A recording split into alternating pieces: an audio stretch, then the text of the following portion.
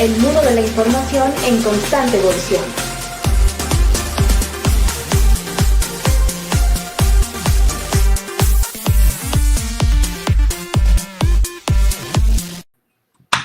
Infotecarios, ya estamos por acá nuevamente, un gusto estar con todos ustedes, una nueva edición de Infotecarios Podcast, y bueno, nuevamente tendremos una edición en inglés y comenzaremos esta edición nuevamente en inglés.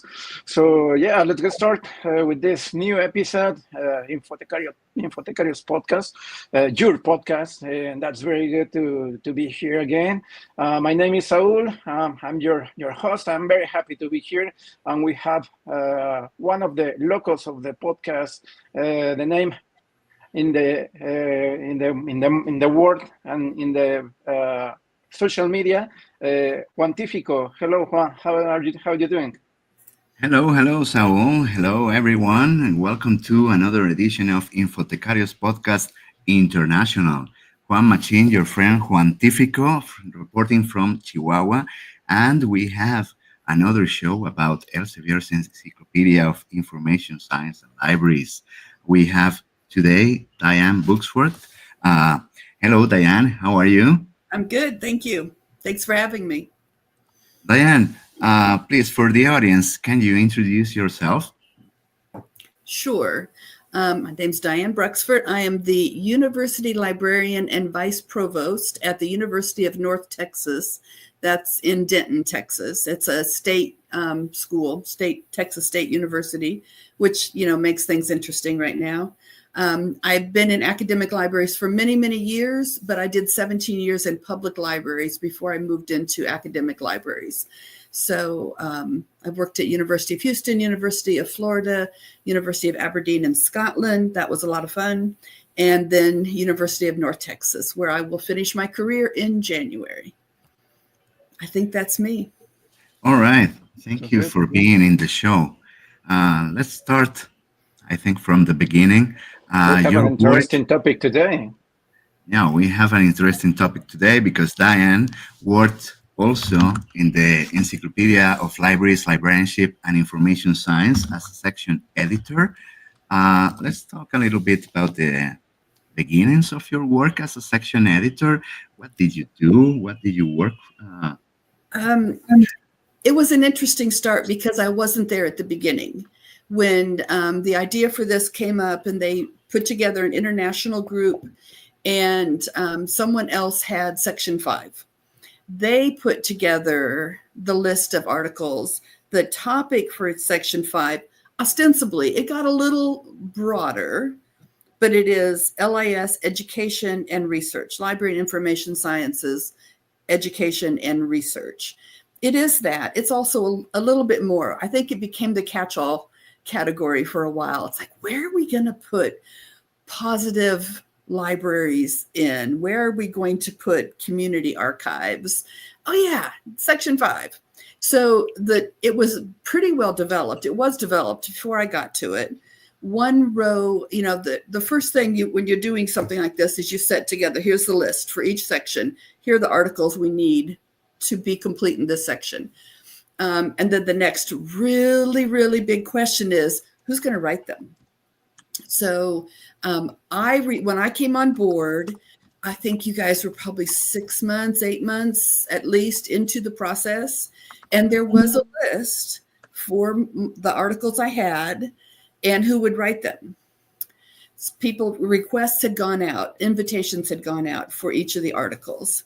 I think by the time it was all said and done, maybe 25% of those were actually the people who actually wrote the articles were the people who were initially asked. And I don't think that's terribly unusual. There are, you ask busy people to do work, and sometimes it happens and sometimes it doesn't.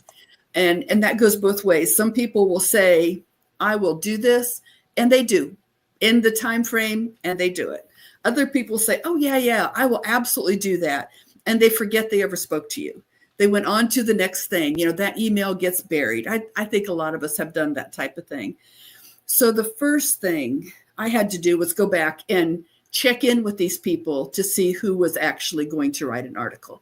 And I got quite a bit of yeses back, and I got quite a few no's back, and then had to take it from there. So that's how I got started with the whole process. So you had some room to shape your section topic-wise, or you didn't do it quite as much? I didn't feel, by the time it came to me, I didn't feel like it was mine to shape. I did feel like the decisions were made. These were the topics. It also was a lot. And by shaping it, I might have taken some out, but I also would have been expected to add more in. And I wasn't really looking to add more in at that point. So I pretty much took what was given me. I felt like the person before me had put a lot into it, and I didn't need to reshape it. I didn't feel that need for a variety of reasons. All right. In any case, I think it's a very comprehensive section. And if you're talking about education and research, well, everything can go into either of those sides. How can we maintain or how did you help authors maintain the focus on these two sides, either or both of them? Yeah, most of the articles pretty clearly fell into one category. They were about, on the education side, it was about, a lot of it was about how do we educate students who are in a program, who are in information science, in library science, whichever program they're in. What does their education look like in this day and age? And then very specific, what does it look like for archives education? What does it look like for teaching our librarians how to work with children? So very specific. So you could have the kind of the education side of things. The research side is pretty, you can open it up to anything. How do we do research in accreditation? What does research look like nowadays in community archives? Well, first you have to tell them what a community archive is. So there's a lot of foundation setting in the research ones. As I scroll through the list, creative approaches to teaching, squarely back on the education side, critical pedagogies, education, and then current trends in information behavior research. That's huge. There were a few topics in this area. A lot of this area is pretty esoteric. You have to have a specific interest for this section. You have to be an archivist for some of the articles. You have to be a historian for some of the articles. You have to be an educator. But there are a few that are very, very broad and very applicable to what we're doing today for a lot of us. Current trends in information behavior research. That is a world, that's a world we live in. Disability access, universal design, disinformation, misinformation, fake news. These are articles that have a lot to say, I think, about the current state of affairs for the work we do and the work we do with our students or with our public. I'm in an academic library, and a lot of this was aimed at academic libraries, but there's also a lot aimed at public libraries because a lot of the same issues happen. And I've been in both, so I have a pretty good idea how that comes together. We have on screen right now your section. Right. Let me put it at the beginning. It starts in volume 3, LIS Education and Research. Right. You have it there, your introduction, and then all the chapters or articles. Yeah. Do you want to continue with a walkthrough? Sure, we could do that. Academic faculty in library and information science. Again, you have to be academic faculty in library and information science to care about this, but you care a lot. The people who are in that, it really matters. I don't know how familiar everyone is, but in an academic library, some librarians in some universities are faculty. Some are not. Some are considered on the staff side of things. So what does that look like to be a faculty member as a librarian? And what does it look like to be an academic faculty member in a library school? It's amazing how different they are. Just let me interrupt you here because in Latin America, it's very rare that a librarian will get faculty status. Right. they will be administrative staff, I usually. wondered. Yeah. It's probably about 50-50 in the States and very rare that I know of in Europe. So it's something that I guess American academic faculty are interested in because it matters to them. And it's something that I think is becoming more rare. There are instances of faculty status being taken away from librarians in Texas 2 years ago. So it's a very specific topic. But how does it affect? We want our librarians to do research. A lot of these articles are about researching a particular topic. We want our librarians to continue to research and add to the field. And if they're professional faculty, they have very little incentive to do that. Some will do it because they love it. Some won't. Some will say, well, I'm going to come and do my job, but this additional research part, I don't have an incentive for that. A lot of the academic faculty in the US who are librarians do not have tenure, but there's a system for promotion. So you come in as an assistant librarian, you promote to associate, and you get to full librarian. And there are raises with each of those. So it becomes, when you're talking about people's money, it becomes very important. Indeed. Yeah. Accreditation. I'm sorry, do you have a question? No, it wasn't a question. Okay. Just go on. All right. IFLA education guidelines, ensuring quality education. We're strictly on the education side of this. And this is so varied around the world. So this is IFLA education guidelines to try and set something that is an international guideline. So if you're interested in accreditation, it's a good overview of it's the IFLA guidelines, but the IFLA guidelines are a lot of this is how it's done here, this is how it's done there, this is how it's done in other countries. So there's a lot of variety in this. Archives and records management education is pretty straightforward. Libraries have, I don't know how it is there in the US, and it was the same when I was in Scotland.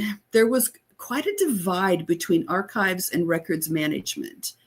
And I've seen people try to bring those together, but usually not terribly successful, because records management is very much about legal records, what you have to keep legally, and archives is about telling the story of history.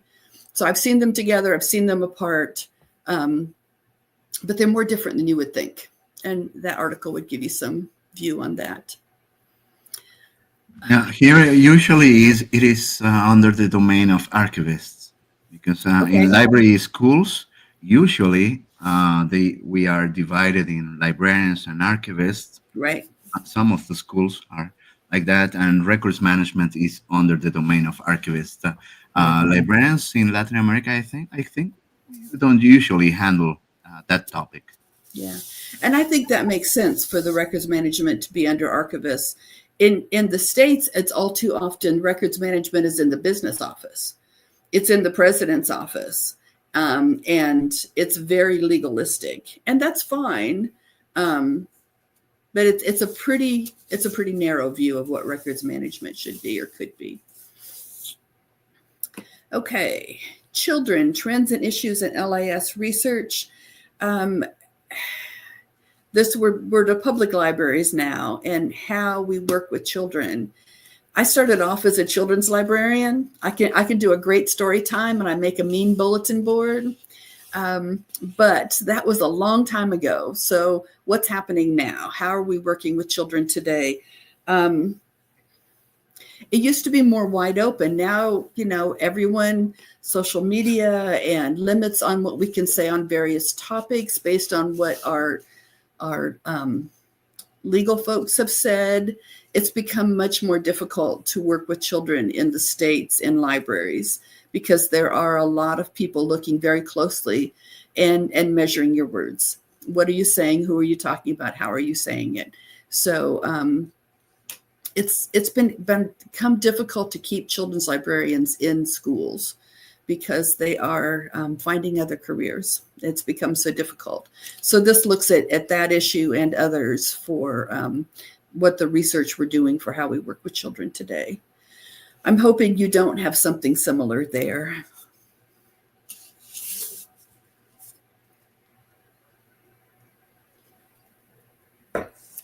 Okay. Community archives, advocacy and outreach in archives. This is becoming, I think, something much bigger than it was in the past. Community archives, local archives were just that. They were very local. It was, a community choosing to do something about their history. But in this day and age, a lot of community archives are being digitized and put online and growing into bigger things. So at University of North Texas, we have the Portal to Texas History, which is a digital archive. And the stated goal, we're not there, but the stated goal is to digitize every newspaper in Texas over the last 250 years. And we've done a lot. And a lot of this is because we have communities who they don't have the means. They have a local newspaper. They want people to be able to see it, and they don't have the means.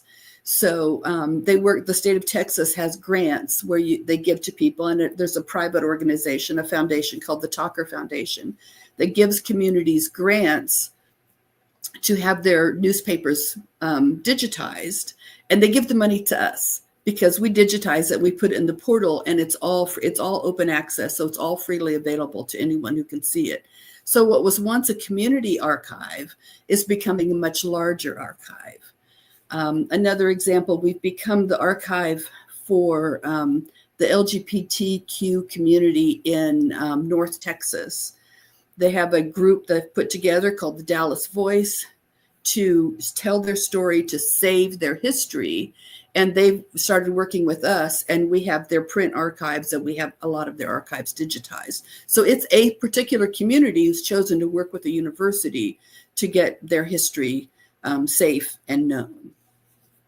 So it looks like an unusual topic, but it's getting bigger all the time.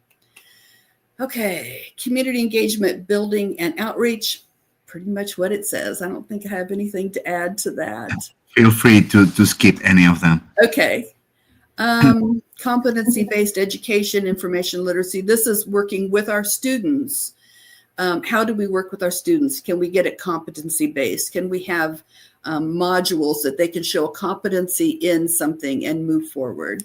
I think it's important in how we work with our undergraduate students and sometimes our graduate students. Continuing professional development, that says what it is. We have to have continuing development.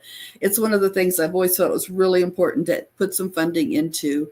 We can't take people on and say, okay, you have everything you need now, because our world gets more complicated every day. I've been in libraries for 42 years. I started my first professional job in 1983. We had a microfiche catalog. There were no computers. Because I was at a public library. You could go to the main library downtown and pay some money and get in line to do a search on dialogue. So it was a different world. So our world, the library world, has changed constantly. Somebody said, how can you do the same job for 42 years? It was not the same job for 42 years. It has changed a lot. And without continuing professional development, you just don't stand a chance. Yeah, and the world is going so fast, everything is changing every day and every minute, and that is very difficult. And more when we are thinking in the professional area, it's very difficult to be online, to be updated with all the information and that we need to have.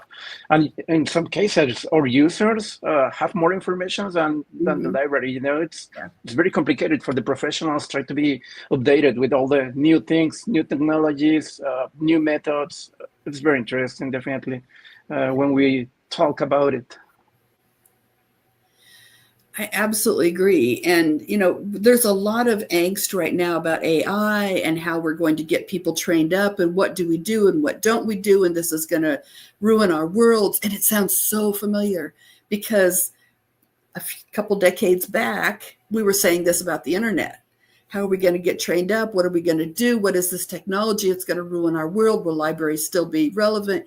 And we're doing it again. So here we go again. We handled it once. We've moved online. and we'll handle this next transition. But it's difficult. It's difficult to even know where to start with some of these changes.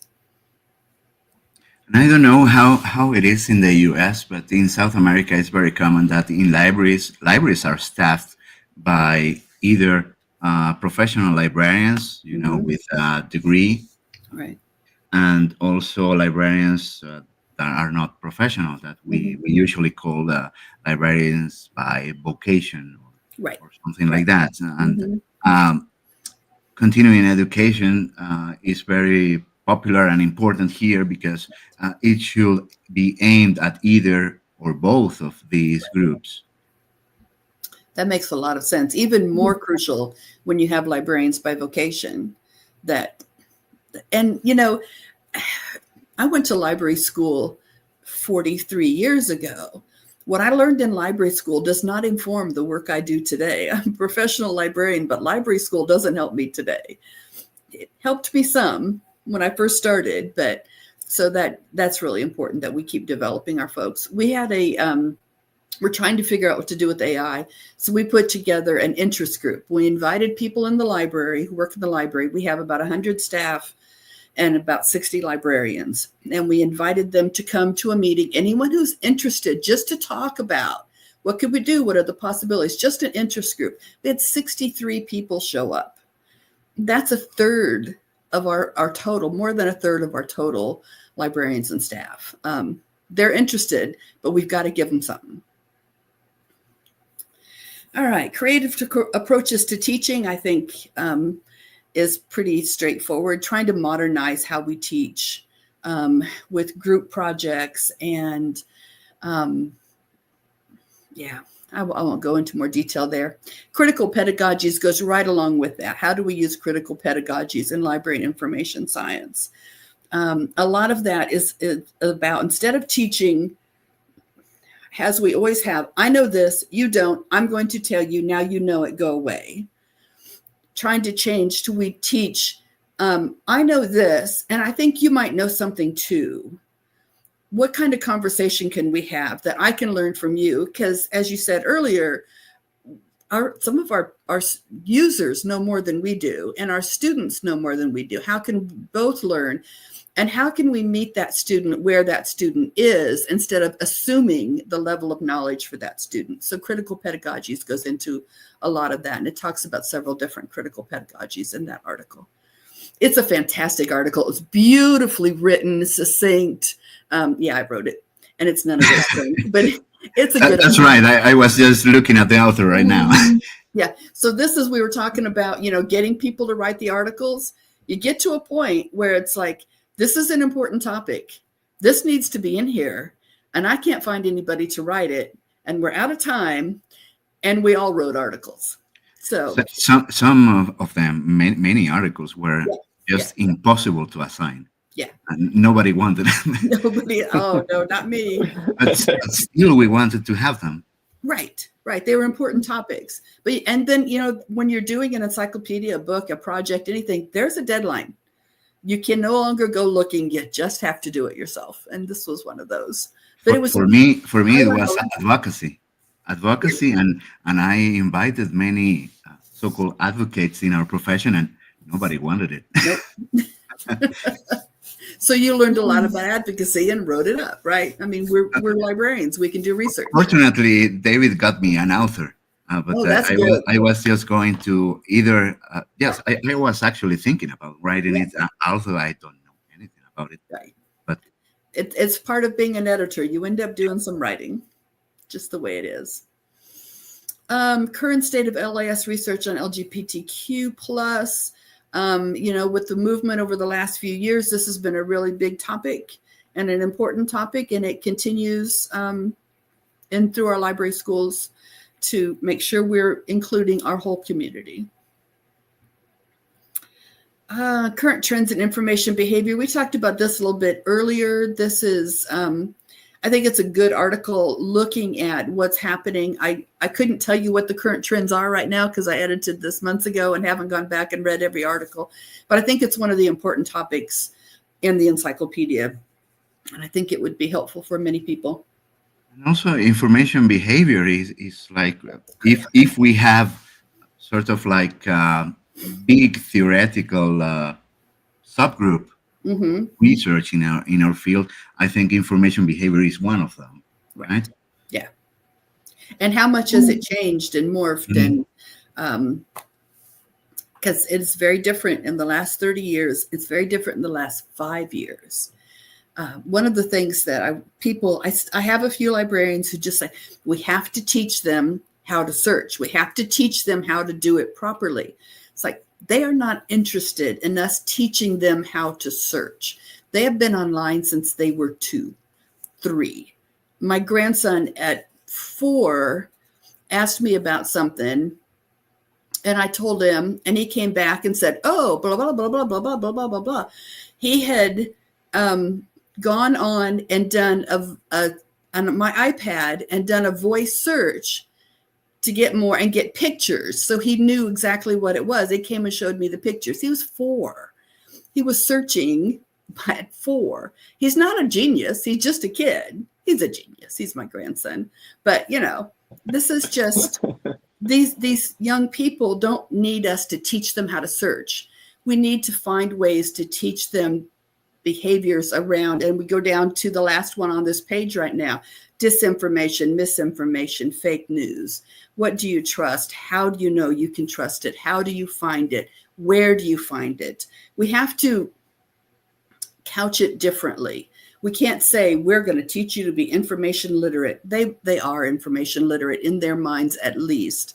We have to speak about it differently so that they see we have something to offer. So I think it matters. Yeah, definitely. It's a very important thing. I think we need to think additionally to how we can filter the information, how identify what could be the correct information, and probably try to be more critical with information. No? That's the main point of this, I think. No, what do you think? Yeah, I agree. I glanced through the list earlier and saw digital humanities, and I immediately thought of AI because, we have worked so hard to pull data from huge data sets for digital humanities, to be able to pull these huge sets together and get all this data so that it could tell us a story, and we can do more research in history based on that. And it's been very, very difficult. And it's been difficult to sell and get a lot of digital humanities things set up because it's expensive and very time consuming.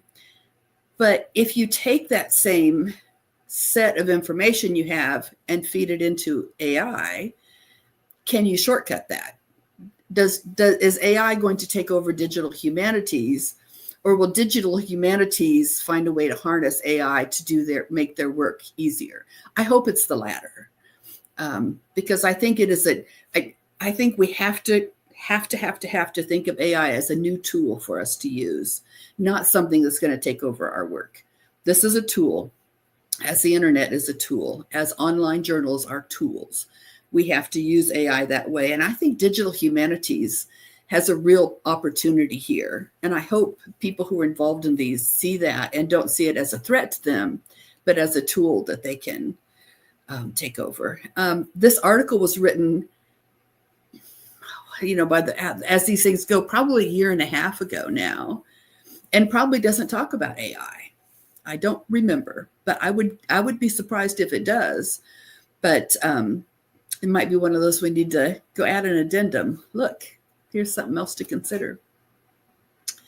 Okay, disability access, universal design, important to all of us, very important.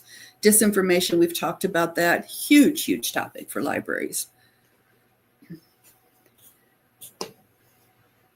Distance education, not going to go too far into that. We have a lot of distance education programs in the library world nowadays for teaching librarians. Let's make sure we're giving them what they get if they were in-house. Social justice. Social justice is a calling for many, many people in LIS professions, and this talks about research trends and issues. This has become, Go on, don't worry. This has become difficult in the U.S. in a lot of states where brakes are being put on how much diversity, equity, inclusion, and social justice in general affect how you teach and what you teach and how much you talk about them and how much you don't. So the fact that this is a guiding principle in LIS professions is something that a lot of librarians are struggling with. How do I believe what I believe and do this work in such a way that I stay within the law, that I'm not going too far in how I approach something, but I approach it in a way that's fair for everyone, not for specific groups. So this has become a real issue in the States. And I again, hope you're not having the same issue. It's difficult. It's not only in the US, I think that all the world is very divided in these times. Yeah. And it's very complicated, the overview that we have in this moment. So I think that it's very useful, this article, definitely. Okay, I'm glad. Experiential learning, we've talked a little bit about changing how we teach. The history of archival education. Could you get a more scintillating topic? Well, maybe you could. Again, this is a topic. There are people who will care strongly about this, and I'm glad we have it there for them. It's an important topic for how archives are also struggling as their world is changing with digitization. Is a digital archive equivalent to a print archive? I have a good friend who is an archivist, and she says, over my dead body, will this all go digital? This is not what we do. So there's some work there so having the history of something gives you information to help you move forward on what it looks like in the future. So this will be a good article. Just doesn't on the sound of the things go, oh yeah, I'm going to read that. Go ahead. Yeah, just point out that as we said in the previous episode with David and Lucy, we try to have a section in every article about the future, where authors will try to project where their topic will go from to in the next few years. Yeah, and we all know you have to know the history. And if you don't know the history, then it makes the future more dangerous. So important topic. Okay. Assistive technology. We've talked about a little bit. This is important. I think they're looking for ways to. Assistive technology tends to be, we have a computer with assistive technology, and this article is talking about ways to broaden that. So for accessibility, right? For accessibility, yeah. Right. Yeah. Information literacy, we've talked about that already. Innovative pedagogical approaches, we've talked about a little bit. The iSchool movement is a really interesting article because, again, there's a lot of history there. The library schools changed 10, 20, 25 years ago. What's the history? How did this happen? And there's a lot of good history there. Very interesting for us here, the iSchools model. We hoped we have something like that here. Anyway. So you are in the iSchool model, or you're in something a little different? No. We have a different. I don't want to say models because I don't think any library school in Latin America conforms to any model, but they get influences. They are unique. And you can say that perhaps some schools have more U.S. Influences, and some are more influenced by European schools. Right. That's fair. But it's like a mixture. Yeah. Okay. Knowledge management and information science. I ended up writing this one again. Couldn't find anybody, but it's really interesting because I never knew about knowledge management, and it's very much a business thing. How do businesses get the knowledge they need? How do they control the knowledge they need? And how do they, once they have the knowledge, how do they pull out what they need? What happens is they have a huge amount of data, and they manage this data, and then they use information science to get the data out of it. So there are a lot of crosswalks between knowledge management and information science. It was a new topic for me, and I found it really interesting. Learning science and LIS, again, we've talked a little bit about that, about pedagogies changing. There are a few articles here. It'd be a good place to go for that topic if you want to get a broad view. 3 or 4 articles here that are really good. Okay, post-secondary and undergraduate education. So I think we have a few places in the States that do an undergraduate library degree. I did an undergraduate library degree many years ago in Iowa. You needed an undergraduate degree, the state I'm from, to work in the public libraries. And then eventually you'd need a master if you want to do other type of work. So I think this is, around the world, there's a lot of variety, and this talks about some of that. Have these undergraduate options increased in the U.S.? Because as we know, they are not so common, right? They're not common, but I think they are on the rise. UNT actually has one now. We have several information science and library science and data science in the iSchool, but there is an undergraduate degree you can do. Most libraries won't let you work as a professional librarian with an undergraduate degree, but people use it for other purposes. They go work in business. They get the information science kind of way of dealing with things, and they go work in business. So they are around. They are not common. Yeah, here is the other way around. It's more common to find undergraduate options, and not so many masters or even PhDs are very, very rare. Right. Which brings us to the next one, master's degrees, doctoral, and just talking about those communities. For us, the doctoral degree in library science or information science is if you want to teach in a library school. That's pretty much the reason. Some deans and university librarians some of schools will require the advanced degree. Many do not nowadays, because it's seen as very theoretical, where they're looking for work experience. They need someone who can manage the budget. So it's very much about teaching. Open access, huge topic, good article about how it's affected what we do. I don't know if anybody can completely get a handle on all the different open access ways and means. But it is another thing that came along that is changing our world. Yeah, definitely. In the last episode, we was talking about the probably authors can be create a monographical work with every topic. Open access it's something that it's a big topic, a big one, and it's for a book authentically. Yeah, agreed. I'll say just a couple words about positive information science, the most unique look at information science I have ever seen. It's very much about looking at a very holistic worldview and life view of what we do and keeping a positive attitude and using it. It's really interesting.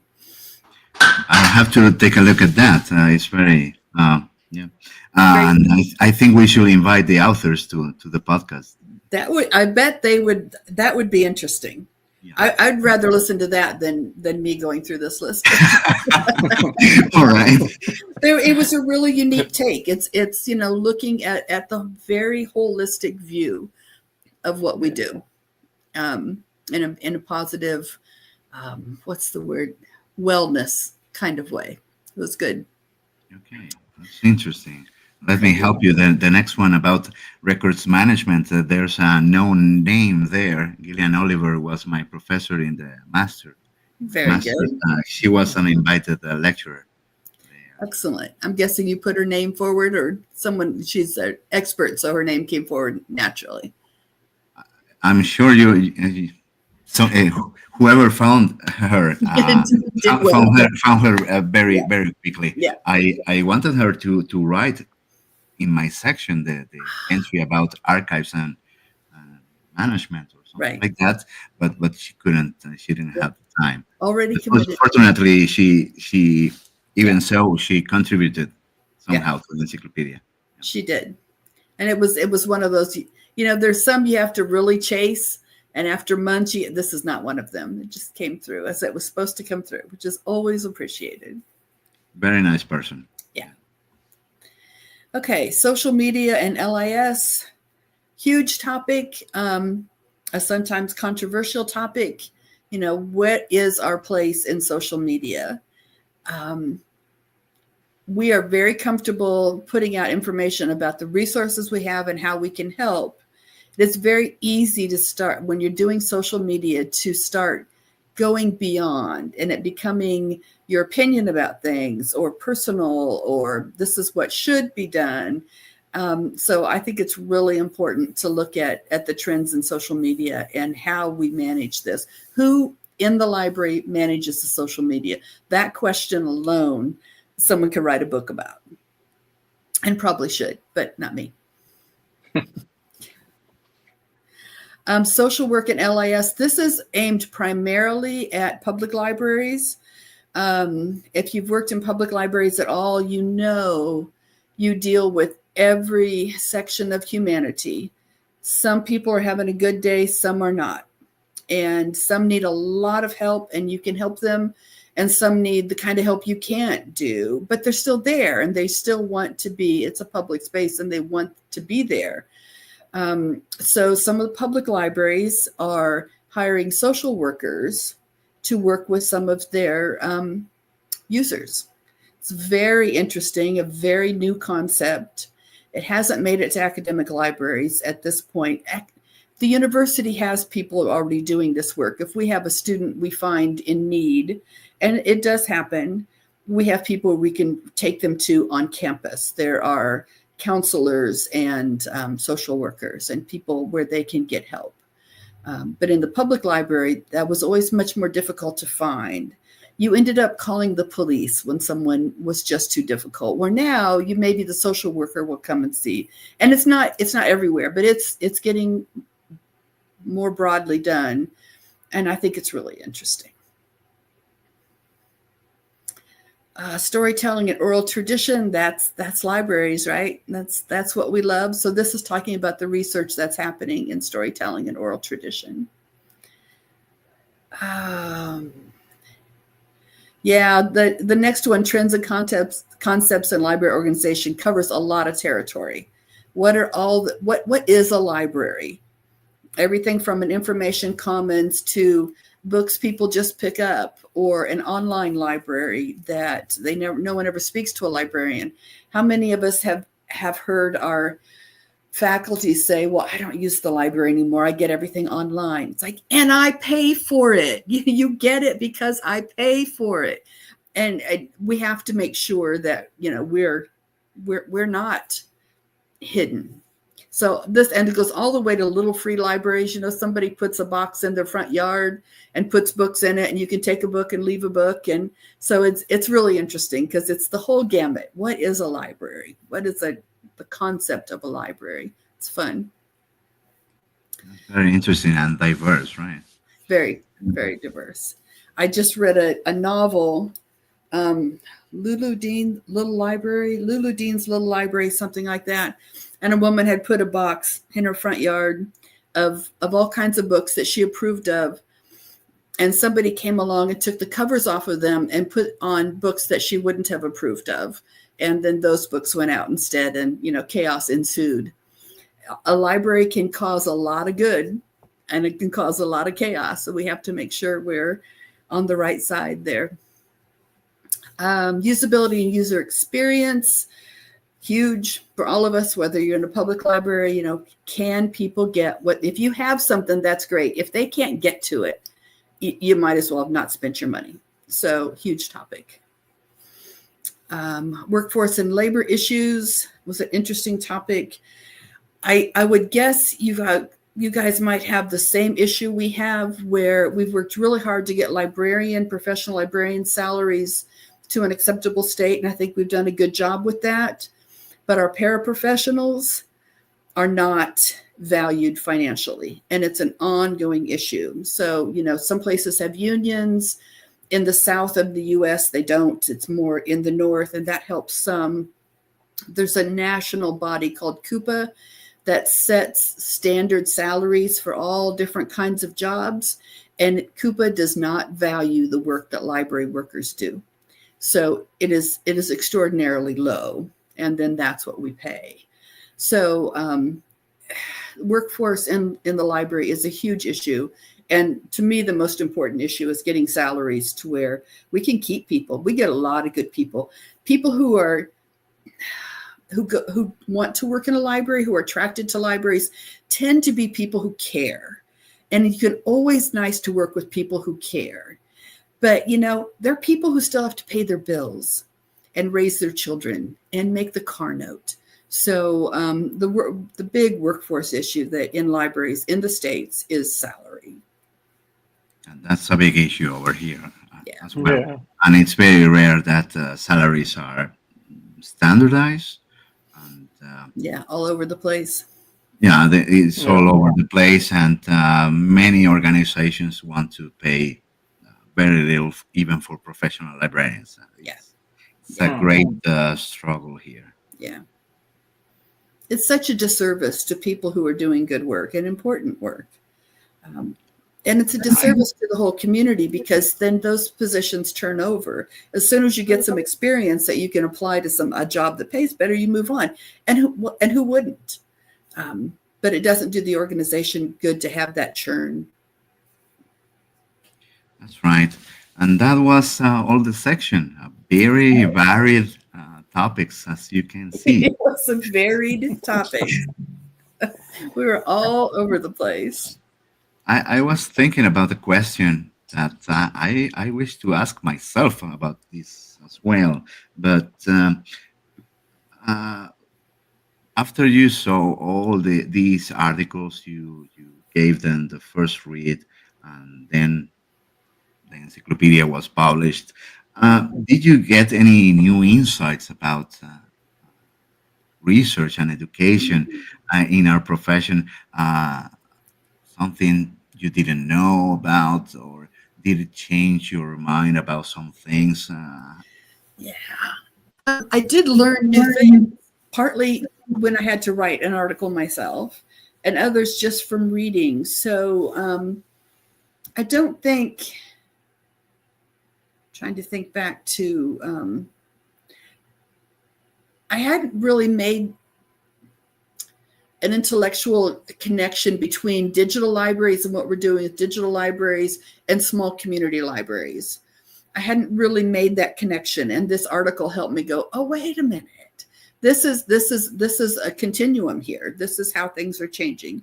So that was something new for me. I had not studied critical pedagogies at all. I kind of knew what they were. I kind of knew there was some work happening, but it's not something I had said, I want to know more about that. And I want to see that. One of the good things, we have a library school at my university, very good library school, very good reputation. They do a lot of good work, have a huge online program and an in-person program. But they do their thing and we do ours. It's very much two separate worlds. The education about library science and information science and the practical going in every day and doing it. We just have, and we struggle to find those connections. When I came, we're going to work more closely together. I'll absolutely agree. I have faculty who teach in the library school as adjuncts, so that's a good connection. The work we do is being taught to our students, but that's about it. So a lot of these articles did address library schools more, and that gave me a better understanding and a deeper understanding of their world and what was going on and what was changing in their worlds. I found that really interesting. And the positive libraries was something completely new for me, completely new. So always fun to find something completely new. How often does that happen in our lives? That we hear something and go, oh, I don't know anything about that, especially in the library world. I've been doing it a long time. So finding something new is good. That's right. Would you recommend some things for improving library education? Did you find any common topics that were repeated and that you said, oh, we should incorporate this into LIS education because it's very important, and perhaps we are not centering on that Right. often? Yeah. Did you find something? In general, I would say not specifics as much as I wish we could bridge the divide better, because there does seem to be a lot of library schools seems to be very philosophical. This is what we should do. This is how things should work. This is, what the world looks like, and this is what we should do. And so often then we get to the reality and that doesn't work because the budget isn't there, or there's a staffing situation. So that bridge between the philosophical and the practical, I'd like to see. I think the library schools could work on that. The one thing that I've always struggled with and this is not something new, we teach people how to be librarians. We don't teach them how to be managers or administrators. And the only way you can get a promotion in a library is to become a manager or an administrator. Unless you're in a huge system, it's very difficult to be promoted, to build a career without going into management. So I started as a children's librarian. If I wanted to make that my career, there's maybe one other step I could take to be a children's librarian who manages others in a region. So to move up, I became an assistant branch manager, and then a branch manager, and a regional branch manager. And it's something we don't really talk about, at least in the States, in library schools, how to manage people, how to be a good supervisor. We learn how to be librarians, but we don't learn how to be managers. And so many of us, and not everybody, but many of us do end up being managers. How about being a librarian outside of a library? About the other opportunities that we can find. I know a few people who have done that, and I think it usually looks really interesting. And usually they've gone to a business that has needs for information, for data, for knowledge management, and that's where the librarian can help. We have our library school has a data science program, and I don't want to say a number. I want to say 95% of their graduates end up in business, but I could be wrong. It could be 100%. They're in the information school. They're going through the iSchool, specializing in data science. And we have tried to hire a data science librarian from the iSchool for our library. We can't pay them enough because business pays them so much more. So yeah, it's interesting to see when people take the degree and do something different. I think that's really fun. I was really boring. I just went straight into, libraries, but I think it's fun to see people do. In this day and age, information is a huge commodity. So I think it would behoove the library schools to be looking at where can we place our people beyond libraries. That would be a really interesting project for a placement officer in a library school. Let's take a look at the other side of the coin, that is okay. Section. What about research? Do you see us going into a particular direction? Do you see library and information science research gaining more importance or something? I don't know about that. I think over the last few years, we have gone the direction of social justice a lot in our research, and that's given us a lot of good information. But what's the next trend? What's the next direction? I think one of the things we have to figure out is how AI is going to affect our world. And that's going to be a really important research topic. It's completely different from the direction we're in now or have been in the last 5 years. But, we talk about AI and some people go straight to large language models and let's build one. And it's like, no, let's not. And others are, well, we have to teach our students how to use AI. Our digital library is using AI for transcription.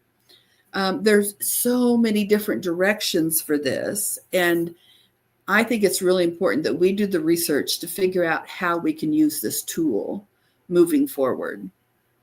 Acceptable usage as well. Yeah. And what can we use and what was built acceptably and what wasn't, that we, and do we weigh in on that? A big thing there is to teach them how these technology work, because that is how you understand its limitations. Right. Yeah. Agreed. As a researcher myself, I find myself divided into some topics that are very information science-like topics for our profession, and then all the other topics that where our topics serve as support for other disciplines. This also has to do with the programs in which I teach. I teach only in the bachelor's in information science, but in the master's and the PhD where I teach, they are education programs. Right. So I always have to find connections between our field and the field of education and how our field supports the educational field. So I think this interdisciplinary thing will move us forward somehow. Yeah, I agree with that. I worked on a doctorate for a while. I worked on an EDD instead of a library degree, and I didn't end up finishing it. I moved to Aberdeen and toured Europe instead. But taking those classes in the College of Education was fascinating. There's so many ties that informed my work. I never regretted not getting the degree because the coursework informed my work so much. It was absolutely worth it. We do that. We get in our bubble and we say we know this, but we need to get out of our bubble or burst the bubble and see what else we can find out there. And I think that's true for libraries and for library schools. Well, I really appreciate this conversation. It always makes you think, when you've done something and then you start talking about it again, it brings back some of the, remember those deadlines, but also wasn't that a good article? Wasn't that interesting?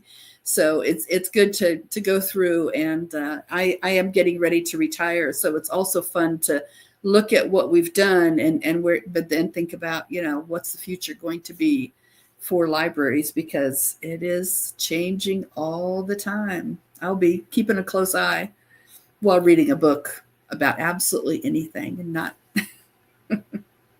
Yeah, thank you for being here. And it's absolutely a good time to talk about the encyclopedia now, because it was published a month ago and we had our struggles some time ago. Let's say we can look at it with more kind eyes. Yeah, it's a little fuzzier. You can, forgetting the bad things and taking the great work that it represents. Yeah. It was a titanic work for many people behind it. Yeah. And it was such an international team. We had people from literally around the world. So we all took turns on who got the night shift. I think the worst for me, and it was probably for you too, Juan, was 3:00 in the morning.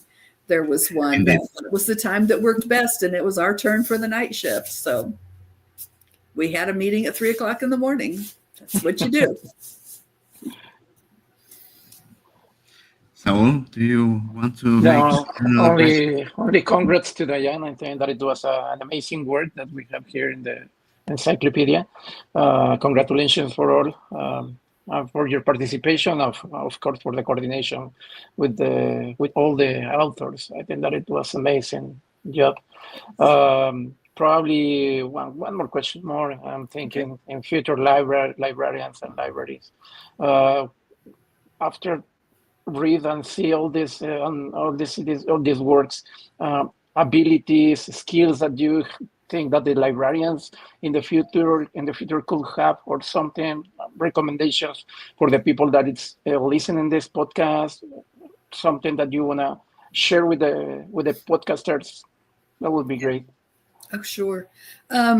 Critical thinking is the first thing that came to mind. You can't, in this day and age, accept things at face value. You have to look and say why and who and how did we get here and what are we doing. You can't just, so you have to be able to think critically. I think it's becoming more and more important that you're able to work with a group of people. There was a time when library work was very individualized. If you were a cataloger, you could just, work over in this corner. And even if you were in a public library, you had a role. But that is really, really changing. We really have to be able to work as a group. And we have to see, one of the things I think some librarians have trouble with is setting aside their own opinion or personal beliefs and saying, this is what's best for this organization, or I'm going to help this person, whether I approve of them or not. So you have to be open-minded and fair and say, people need information, and my job is to help them get that information, or to put that information in a way that they can find it. So think critically, be open-minded, and enjoy what you do. If you don't enjoy it, go do something else. Anybody in any job, if you don't enjoy it, go do something else. This is really important work, and you have to be able to enjoy it. So my 3 possible words of wisdom. That's a great message. Do you wish to add something else? Don't think so. So let's go into our last question of this show. That is the most difficult question, right? So definitely, that's the most difficult question of the show. Diane. Well, usually we want to know more about the people that we have here in the podcast, and we want to know what your hobby is. What's the funny part of Diane that it's not in the encyclopedia, that it's out there? What's your hobbies? I am very crafty. I like to make things. I think all day, so then on the weekend I want to do something with my hands. I want to make something. So for an example, last Christmas I built my daughter steps for her house, wooden platforms of steps. That was her Christmas present. So yeah, I like to make things. I'm trying to learn. I doodle. Here's the other one that I can show you. I sit through so many meetings, literally hundreds of meetings over my career. So I doodle while I'm in meetings. It helps keep my head in so I do this kind of stuff all the time. So, maybe I can figure out how to change that into an art form in my retirement and do something with it. So I want to be creative. So my secret identity, I want to be creative instead of analytical. I think I can get there. And I bowl. I'm in a bowling league. There you go. Wow, that's great. Thank you so much, Diane, for being with us and sharing your experience with the encyclopedia. It was a great episode. And we invite our audience to share, to subscribe, to comment this episode, and subscribe to Infotecarios in social media sites. You will have, if you catch this episode late, you will have the recording in any of the platforms of your choice for podcasting and videos. Want to say something else, Saul? Google Podcast, Apple Podcast, all the platforms available. This podcast, and it's available in YouTube. Right here, right now, you have this episode. That's it. Thank you, Diane, for this episode, for this conversation. It was amazing, definitely. Very grateful. Thank you. Thank you. Sure, my pleasure. And as Tonio says, if you have a friend, share with them this episode. If you have an enemy, just share this episode as well. If you didn't like it, share it with an enemy. Something good will come out of it. So we'll see you next time in Infotecarios Podcast. Thank you very much, and see you then. Thank you. See you soon. Bye.